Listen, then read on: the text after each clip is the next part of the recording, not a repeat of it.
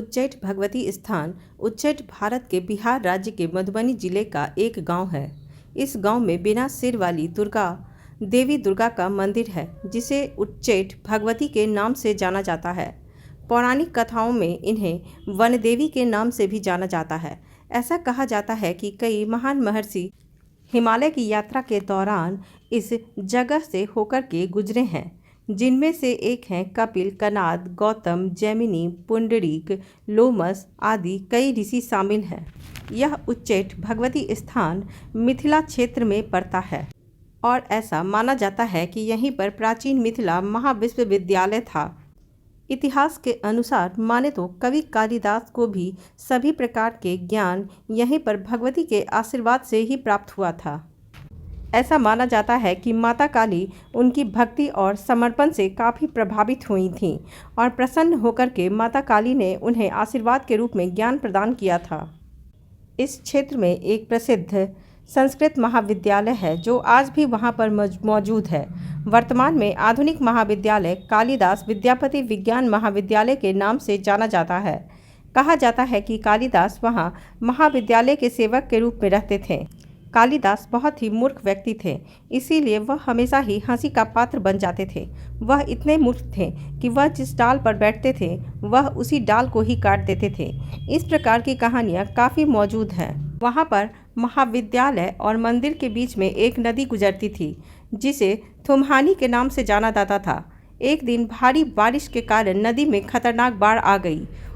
उस महाविद्यालय के छात्रों में इतनी हिम्मत नहीं थी कि वे नदी पार करके मंदिर में जाकर के भगवती को संध्या वंदन करें और एक दीपक जलाएं।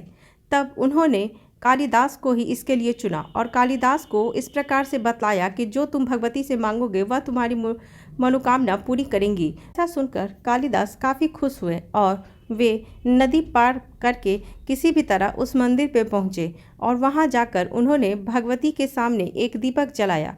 इस निष्ठा को देख करके माता काली अति प्रसन्न हुई और उन्होंने तुरंत ही प्रकट होकर के उन्हें आशीर्वाद दिया और उनसे उनके मनवांछित वरदान के बारे में पूछा। तो कालिदास ने उन्हें बुद्धि और ज्ञान का वरदान प्राप्त करने की इच्छा बतलाई। इस पर माता काली ने उन्हें यह आशीर्वाद देते हुए कहा कि तुम इस रात्रि में जिस किताब पर भी, जिस पुस्तक पर भी अपना हाथ डालोगे वह पुस्तक तुम्हारे मस्तिष्क में उतर आएगी। और ऐसा ही हुआ। कवि कालिदास ने उसी रात्रि में जितने पुस्तक और जितने भी ग्रंथ थे उन सभी को ही छूकर ही अपना ज्ञान अर्जन कर लिया।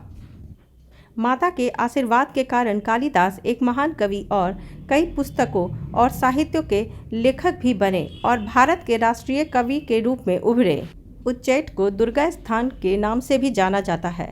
यह शक्ति पीठों में से एक है, इसलिए लोग यहाँ तांत्रिक सिद्धियाँ के लिए भी आते हैं।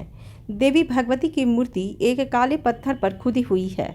माता के केवल कंधे भाग तक ही दिखाई देता है। सिर न होने के कारण इन्हें छिन्नमस्ता के रूप में भी कहा जाता है। देवी की मूर्ति की 4 भुजाएं हैं। उनके बाएं 2 हाथ में कमल का फूल और गदा है और उनके नीचे बजरंग बली की एक मूर्ति है। इसी तरह उनके दाहिने हाथ में चक्र और त्रिशूल है और उनके नीचे देवी काली की मूर्ति है। उनके नीचे मछली की एक आकृति है और चक्र का प्रतीक है। उनके बाएं पैर पर भगवती सिंह के शीर्ष पर कमल मुद्रा में विराजमान है। मंदिर के पास तालाब के चारों ओर एक शमशान भूमि है। माना जाता है यहाँ पर विभिन्न ऋषियों ने तपस्या करके सिद्धि प्राप्त की है। राजा जनक, याज्ञवल्क्य, गुरु वशिष्ठ, भगवान राम और विद्यापति ने भी यहाँ पर तपस्या की है। ग्रंथों के अनुसार माने तो शिव जी जब सती के शव को ले जा रहे थे तब विष्णु ने सुदर्शन चक्र से माता के शरीर को भंग कर दिया था। माता का हृदय स्थल यहीं उच्चैठ की धरती पर गिरा था। जनकपुर धाम यात्रा के समय श्री राम चारों भाई ने यहीं पर रुक करके माता की पूजा अर्चना की थी और माता से शक्ति प्राप्त की थी। ऐसा माना जाता है कि पूर्णिमा और अमावस्या में मंदिर परिसर में मध्य रात्रि में मंदिर की छटा अलौकिक हो जाती है। इस समय मंदिर परिसर में एक अलौकिक शक्ति का अनुभव होता है। ऐसा माना जाता है कि इस काल में यहाँ पर अलौकिक शक्तियाँ साधना करने के लिए इस मंदिर में प्रवेश करती हैं। विशेष बुद्धि ज्ञान के लिए माता की पूजा की जाती है। माता की पूजा करने से आध्यात्मिक ऊर्जा में भी बढ़ोतरी होती है।